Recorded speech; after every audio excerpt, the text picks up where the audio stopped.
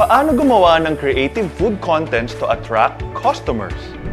Welcome to Kanegosyo Coach. Ang topic natin ngayon ay hatid ng Kanegosyo Center at Go Negosyo.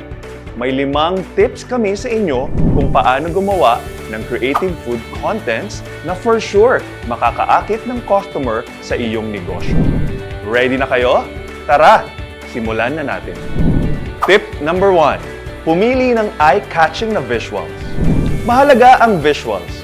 Pwedeng kumuha ng inspiration online sa kung paano i-set up ang mga produktong kukunan mo ng litrato. Gumamit ng natural lighting at maayos na anggulo para magmukhang kaakit-akit ang inyong mga dishes. Halimbawa, kung may bagong dessert ka, kunan ito ng malapit na shot para mas makita ang details at texture. Mas matatakam niyan ang customers mo. Tip number 2. Mag-post ng behind-the-scenes content. Ipakita mo kung paano mo ginagawa ang dishes na itinitinda mo. Gustong makita ng mga tao ang proseso at ang pagmamahal na inilalagay mo sa kanilang pagkain.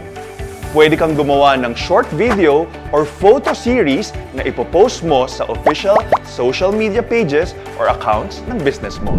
Tip number 3. Gumamit ng mga trending na hashtags. Mag-research ng mga popular na hashtags sa food industry at gamitin ito sa iyong posts. Makakatulong ito para mas madami pa ang makakita ng iyong content ng mga potential customers na naghahanap ng mga pagkain na gusto nila. Tip number 4. Mag-engage sa iyong audience. Huwag lang basta-basta mag-post. Makipag-chat din sa iyong mga followers. Kung may mga comments sila sa post o mga tanong na sinend nila sa inbox ng page mo, sagutin mo to. Magbigay ng mga tips at magpasalamat sa kanilang feedback. Makakatulong ang personal na connection mo para sa loyalty ng customers. Lastly, mag-collaborate sa mga influencers.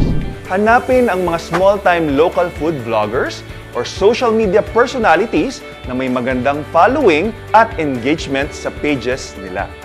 Malaking tulong ang kanilang review or feature sa product mo para mapansin ka ng mas maraming tao. Sana ay nakatulong ang mga tips na ito sa paggawa ng creative food contents para sa iyong negosyo. At kung ikaw ay Cebuana Kanegosyo Center member at kailangan mo ng dagdag na puhunan, pwede kang mag-apply ng Cebuana Luwelier Micro-Biz Loan. Negosyo? Simple sa Kanegosyo Center. Panoorin din ang ibang kanegosyo coaching videos para sa karagdagang kaalaman.